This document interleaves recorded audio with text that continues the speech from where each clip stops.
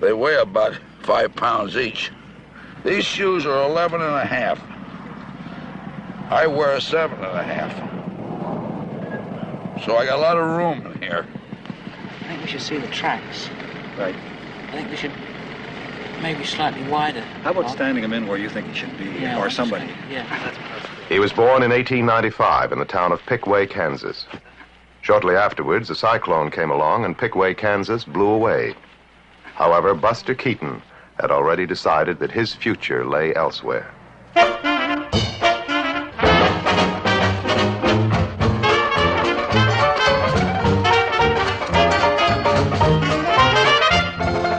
Turn them over anytime you're ready. No, if we just slightly... Just off the sign. Yeah. Right. He spent his first 35 years becoming one of the most famous comics in the world. The last 35 years have been a bit rocky, but Buster is still doing business. It's somehow better if you don't walk over the tractor. You stand this side and just... After you've looked at the sign and we see a close-up of the sign, and you react to the distance, you see, and then you look that way, then you see the car there, then you kind of walk up towards the speeder, and you sit on it, and just see you go off down there. Okay. Stand by. Okay, roll. Here is Keaton on Canada's East Coast, about to star in his 87th movie, a 25-minute color short called The Railrodder. In it, he will travel from the Atlantic to the Pacific in a runaway railway speeder. The director is Gerald Potterton, whose films have been twice nominated for Academy Awards. For Potterton, this is a rare opportunity to work with a master. A second film crew made this record of them at work.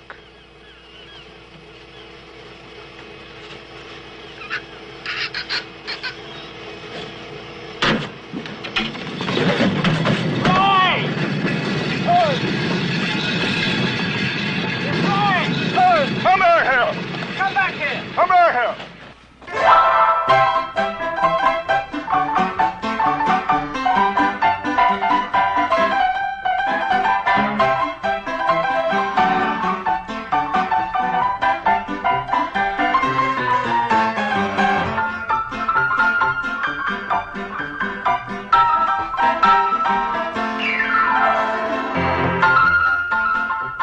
Around 1915, everybody started going to the movies, and the great days of slapstick comedy were on. There was Larry Seaman and Ben Turpin.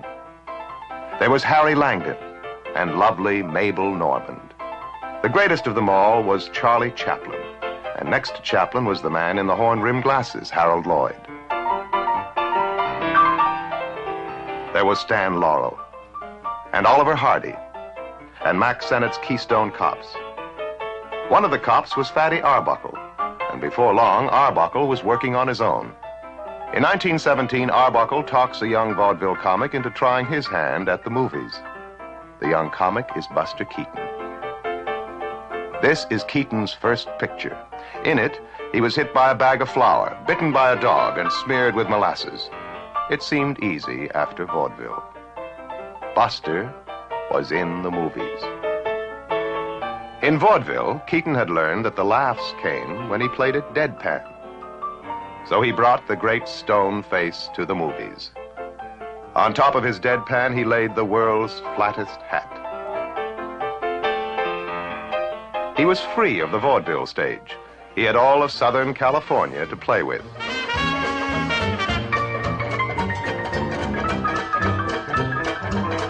He had all the props and all the space he could use.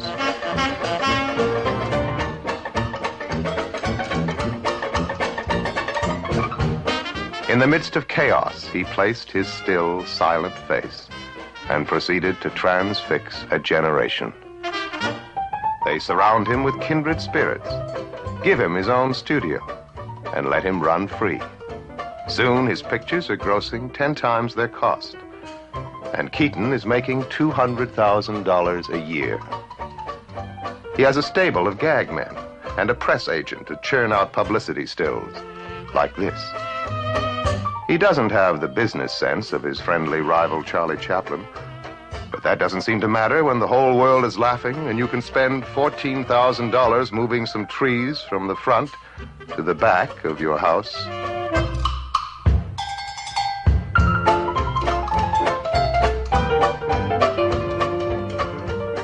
At parties, Douglas Fairbanks swings from a trestle above his swimming pool. He plays baseball with Tom Mix, trades insults with Sam Goldwyn over bridge, and executes elaborate practical jokes on Adolf Zucker. There are 3 cars, 6 servants, 2 children. He is married to one of the rich and famous Talmadge sisters. It is 1927, and Keaton is riding high. By 1933, his wife and children, his house, his money, and his job are gone. Buster Keaton is an acute alcoholic.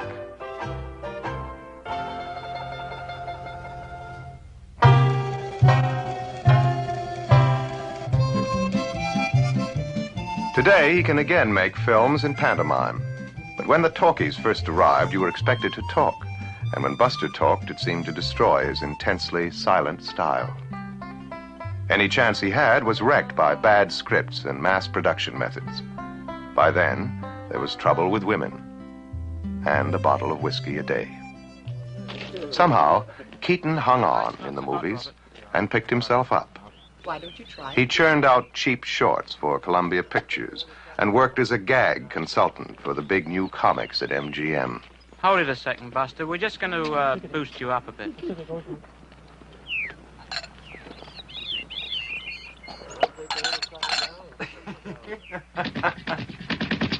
Through the 30s, 40s, and 50s, he took work where he could get it. In European circuses, bad Mexican movies, Canadian burlesque houses. Then the air conditioning in a storage vault broke down, and the negatives to some of his greatest films were destroyed. But the great talent was still working, and he's again traveling first class. On this film, he has a private railway car, a chef, a steward, and a press agent. His drinking now consists of an occasional beer. His children and grandchildren are again part of his family, and he and his third wife, Eleanor, have been happily snapping away at each other for 25 years.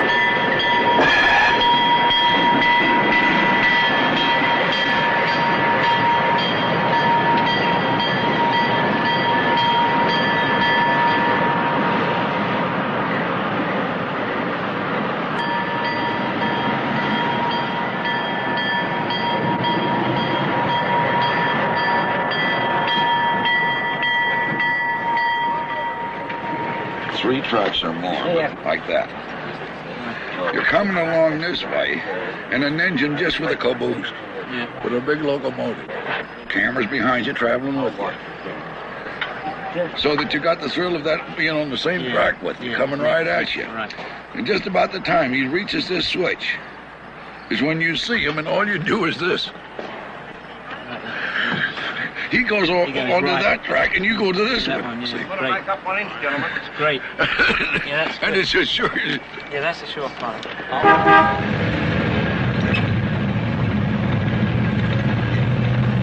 And I don't want you to worry about it.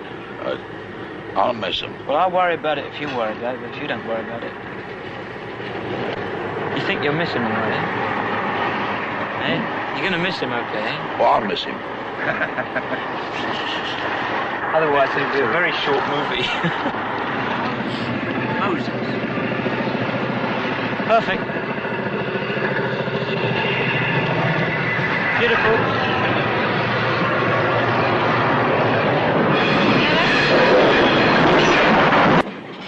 Well, I know the main reason they didn't want you going over the trestle with all wrapped up in newspapers and things.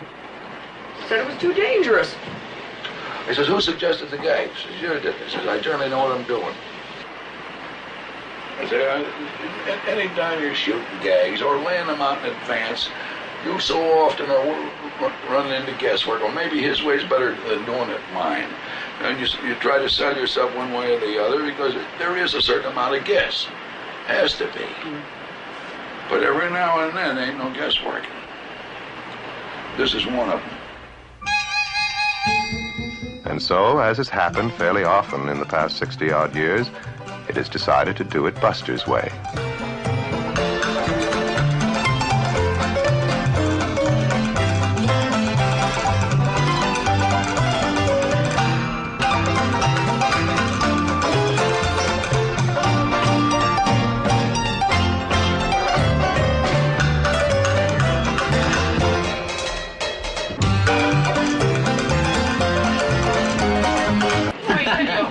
Buster was born into show business. For most of his 70 years, his birthday has been a traveling event. What is that? When he was a baby, his parents were operating a traveling medicine show. In partnership with an artful young man named Harry Houdini, they peddled snake oil to rustic America. The Keaton baby was called Joseph Jr. until Houdini saw him take a nasty tumble. From then on, he was Buster. When he was 3, his parents left the sticks and headed for the cities and the vaudeville stage.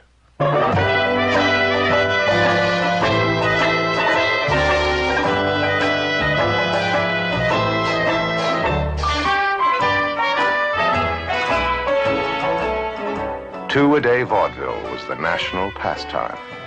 One historian called it a dig in the nation's ribs. It was rude, rough, sunny, and naive.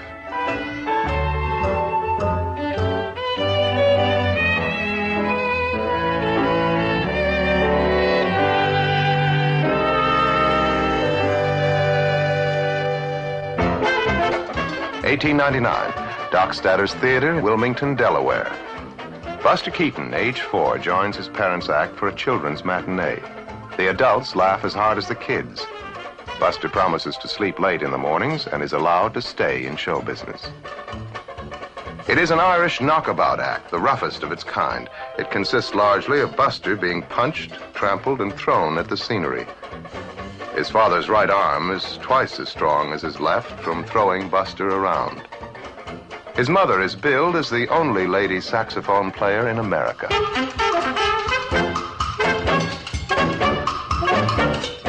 Although Buster loves the work, the law sometimes threatens. Then it is explained that Buster is really a midget.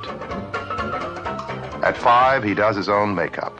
At 7, he is clouted for on-stage mistakes. At 9, he is in charge of travel arrangements. At 11, he is creating gags. There were movies now, but they weren't taken seriously. Buster's dad says that nobody is going to put the Keatons on a bedsheet at 10 cents a throw. Vaudeville was the big time. The Keaton act would lay off while Mother had a baby. Buster would memorize 30 pages of dialogue and go on the legitimate stage as Little Lord Fauntleroy. For a while, the act grew with the family. But by 1916, it was breaking up. They had offended the powerful Martin Beck and were taken off the big-time circuit. Anyway, Mother Keaton preferred playing pinochle. Father Keaton was spending most of his time in the saloon, and little Buster was getting too big to throw around. He decided to try the movies and brought his family out to share the golden years in Hollywood. He always remembered where it all began. Through the years when he had the world by the tail, through the years of humiliation and despair, the spirit of the vaudeville stage, the spirit to entertain, and above all, to endure, has carried Buster Keaton into an active, graceful old age. Come on, you rounders, and gather you dear. Story I'm going to tell you about a brave engineer. Casey Jones was the gentleman's name, and on a 6-8-wheeler, boy, he won his fame. Pulled out the station with a big, heavy train. Kept on going till he struck the main. Switchman knew by the engine's moan that the man at the throttle was Casey Jones. Casey was a-going at a terrible pace when 444 stared him right in the face. Turned to the fireman and said, boy, you better jump, 'cause 2 locomotives are a-going to. Casey said just before he died, there's 2 more roads I would like to ride. Fireman said, what can they be? It's the Southern Pacific and the Santa Fe. Miss Casey got the wire that Casey was dead. All the children cried so hard they wouldn't go to their bed.